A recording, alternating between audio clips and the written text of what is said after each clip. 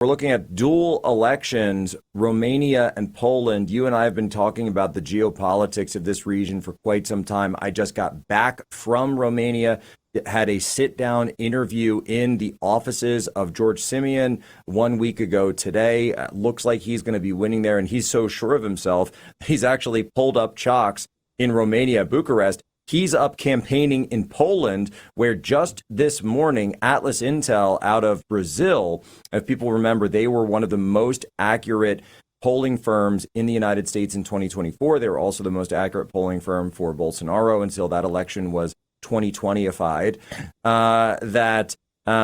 They're saying that the Polish populist nationalist candidate, at least in round one, is about 1 point above the globalist candidate. But I wanted to zoom out here and explain and get you on as well for your expertise to walk people through this.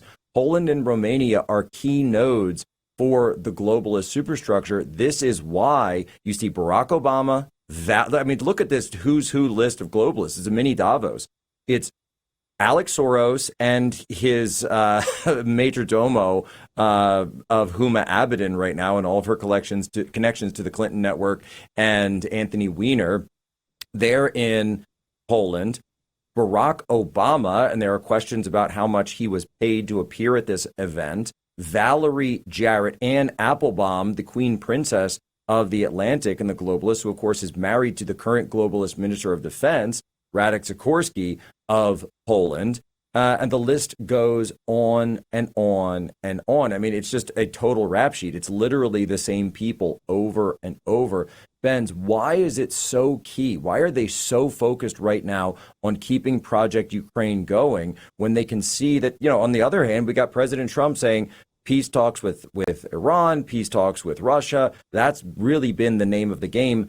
Is this a rearguard action, or should we be worried?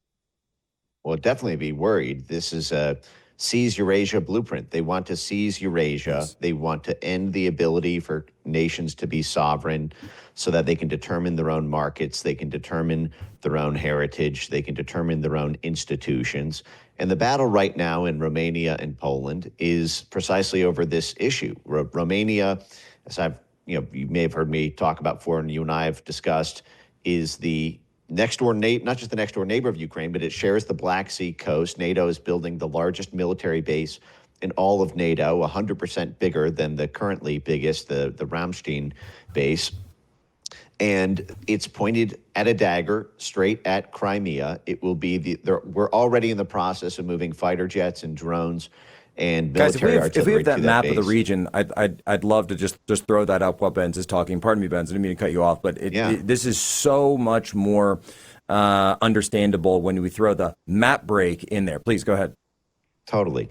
So NATO is building the largest NATO base in all of Europe, right there in little Romania.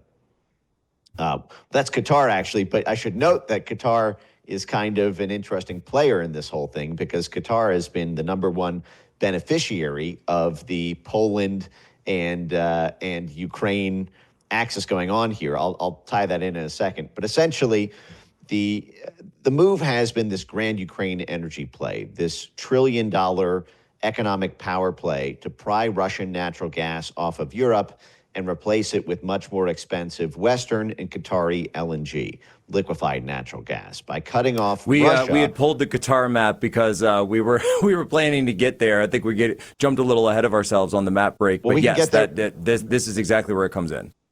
Right, we can get there in just 1 second. On the Romania story, it's about arms, it's about weapons. Romania is the main transshipment point from arms that start in Pakistan and then are shipped to Romania and then move into Ukraine via Romania. This is the UK, US, Pakistani, sort of CIA, British Ministry of Defense operation in Pakistan. They, of course, couped Imran Khan out of power in Pakistan shortly after the war broke out in 2022 between Russia and Ukraine, because the US State Department told the Pakistani ISI and the Pakistani parliament that their elected president, their democratically elected president, Imran Khan, had taken too much of an aggressively neutral position on the war.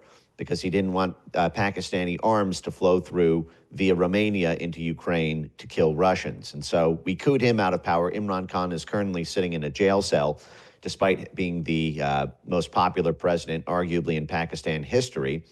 And in Romania, they obviously canceled the elections, and they're doing everything they can while trying to hang on to whatever is left of European democratic legitimacy in the process. But at this point, George Simeon looks like it's almost too big to rig. He virtually doubled his opponent in the first round. And so unless they pull together some Hail Mary coalition tactics or get the judiciary to step in once again, it does look like George Simeon will win in Romania. In Poland, the stakes are even higher because Poland really is the linchpin of the entire Ukraine, the grand Ukraine energy play. As I mentioned, there has been this long-term plan to steal the energy market in Europe from the Russians and result in a $1 trillion or multi-trillion, if you count, over the decades, windfall profit from simply taking over the commercial markets for London and Wall Street and Qatari insiders by force and essentially driving Europe itself into a form of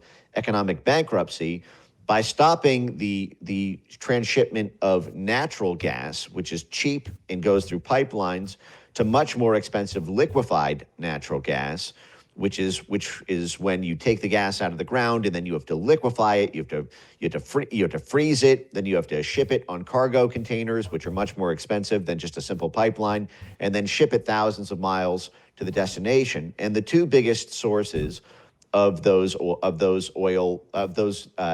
supplies are the Permian Basin in West Texas and Qatar, the peninsula on the edge of Saudi Arabia that sits on the single largest natural gas field in the entire world. It's called the North Field. And Qatar is essentially if not a front, I would say it is. You can't see Qatar without seeing the United Kingdom. Everything about the Qatari natural gas energy space is effectively it's a Siamese twin of British intelligence, of British statecraft. The North Field itself was discovered by Shell, the British oil and gas giant. They've had partnerships since day one. This is effectively a Lawrence of Arabia story in terms of the political leadership of Qatar and its ties to London.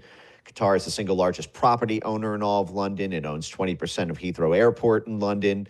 And this is part of why there has been this British push to get Americans to fight their war against Russia, because the more Qatar profits from its LNG sales through the Baltic Strait into Poland, because that's the connective point.